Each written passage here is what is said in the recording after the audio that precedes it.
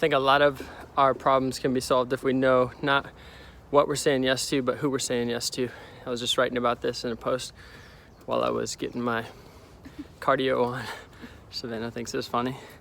And I just want to share real quick because this is really important, especially as it relates to how we're thinking about making decisions on a daily basis. One of the first things that we do when we're working with clients, with people like you, is, and this is an exercise that I went through that really helped guide me, and this is why we use it, because it's really effective, is we try and understand who you're becoming, so version 2.0 of yourself. And in making daily decisions, sometimes it's really hard to just change your habits or change your thought process, but when you can anchor yourself around the person you're becoming and what that person would do, it becomes a lot easier to make decisions that are in congruence with you, in congruence with the person that you want to be.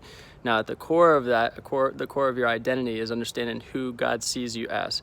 And a lot of us have, I'll just call it, messed up views of who God is, and therefore we have messed up views of how he sees us. And when I say messed up, I mean our views are not in alignment with who he truly is, a father's heart, a perfect father's heart. And so until we understand his heart, it's really hard to understand his heart for us. And so when you're thinking about who you're becoming in version 2.0 of yourself, you want to first understand, how do you think about God and how do you think he sees you? One of the best ways to describe this is I was walking through my mother-in-law's entry exit way of her home, and there's a sign right above it that says, "I see you, God."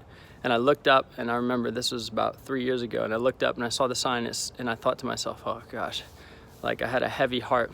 And she looked at me, and she didn't even know that I saw the sign, but she asked me, she said, "Did you see the sign?" And I was like, "Yeah, it says, I see you."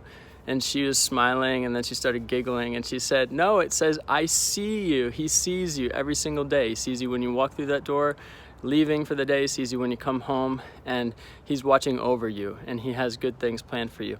And that perspective shift totally changed not just my mind but my heart about how I saw God, and it really revealed to me about my perspective of how I had been believing the narratives that were about my Father in heaven, and therefore, maybe false narratives about me.